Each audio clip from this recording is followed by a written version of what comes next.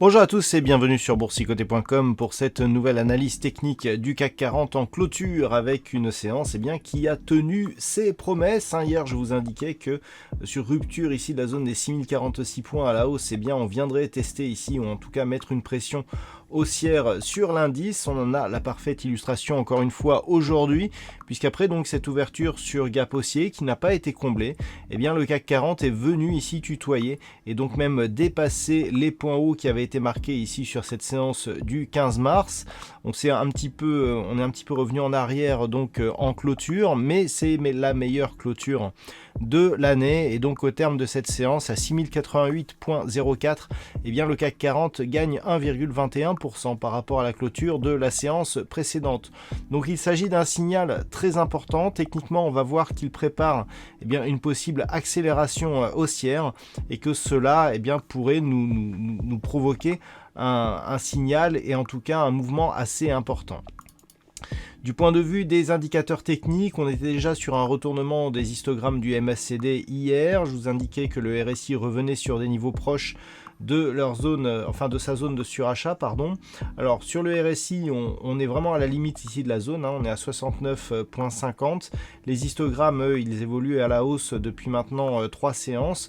Donc clairement, tous les signaux ici vont dans le sens d'une possible reprise ici du mouvement haussier, alors que les volumes sont légèrement inférieurs à la moyenne, mais en augmentation par rapport aux précédentes séances. Donc on a ici une configuration relativement claire. Alors je vous avais tracé ici le retracement de Fibonacci de la tendance directe. On peut constater que la phase de consolidation est venue chercher ici un point bas proche du retracement à 61,8% de Fibonacci. Que ce soit sur les descentes ou sur la montée, on a vu que les retracements à 38,2 et à 23,6% de Fibonacci avaient été significatifs en tout cas. Le fait ici de revenir clôturer juste sur cette zone de point haut est aussi assez intéressant d'un point de vue technique, puisque l'on a maintenant 3 points quasiment alignés ici sur des niveaux proches de cette zone horizontale, donc des 6090 points.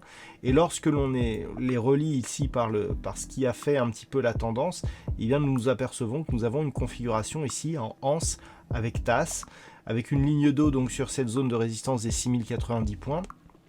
Et sur rupture de cette ligne d'eau, on aurait donc un potentiel égal à l'amplitude que l'on a ici entre le point bas de la tasse et la ligne d'eau, c'est-à-dire approximativement 200 points. Et donc 200 points au-delà ici de cette ligne d'eau, ça nous donne un objectif à 6290 points. Donc c'est l'objectif si cette zone était cassée à la hausse.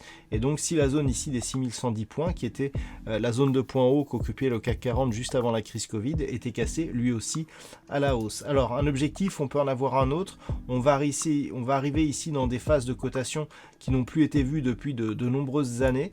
Et donc par rapport justement à la phase de consolidation, si on trace une extension de Fibonacci, on a ici une projection à 6215 points, qui est lui aussi un autre objectif ici de la dynamique haussière, si toutefois on parvenait à casser ici la zone des 6090, 6110 points. Donc ça, ce sont les objectifs haussiers.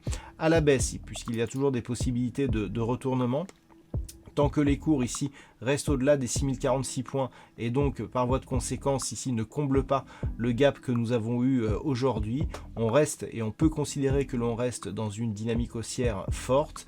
Pour invalider ce mouvement, il faudrait revenir ici sous la zone des 5958 points, aux alentours de laquelle évoluerait certainement la moyenne mobile 20 exponentielle, surtout si on redescendait sur ces niveaux. Tant que l'on est au-dessus de ce niveau, on reste dans une dynamique haussière, même si on n'est pas venu ici au contact de la bande de Bollinger supérieure. Bon, ça nous ferait un signal relativement plus faible, mais on reste en tout cas dans une dynamique haussière. Attention toutefois, si les cours venaient à rejoindre ici cette zone des 5958 points. Comme je viens de le dire, on resterait dans une dynamique haussière, mais on aurait une configuration ici avec des points hauts significatifs assez similaires. Si d'un point de vue un peu plus moyen terme, on réunit ici cette zone comme étant un seul point haut, eh bien on aurait une configuration en double top. Alors le double top, on peut le constater ici si on élargit un petit peu. On peut voir ici que l'on a donc cette phase de hausse, premier top, consolidation, deuxième phase de hausse ici, deuxième top, similaire. Si on vient casser donc cette zone là, eh bien on aura un double top d'un point de vue moyen terme. Donc là je vous parle d'un retour ici sur ces 1958 points, on ne serait pas encore tout à fait au double top, mais on s'en rapprocherait. Et donc par rapport à cette configuration, si on revient donc sur 5958 points, on aura donc potentiellement en cas de cassure eh bien l'affaiblissement de cette dynamique haussière, puisque même s'il est léger, on a un plus haut significatif, donc il faudrait, eh bien, on a déjà validé d'ores et déjà la tendance haussière. Par contre, sur cassure de cette zone, on affaiblit, et sur cassure ici de celle-ci, eh bien, on valide un potentiel double top, et donc on est plus sur un signal de retournement. Voilà donc ce que l'on peut dire sur cette configuration technique pour ce soir.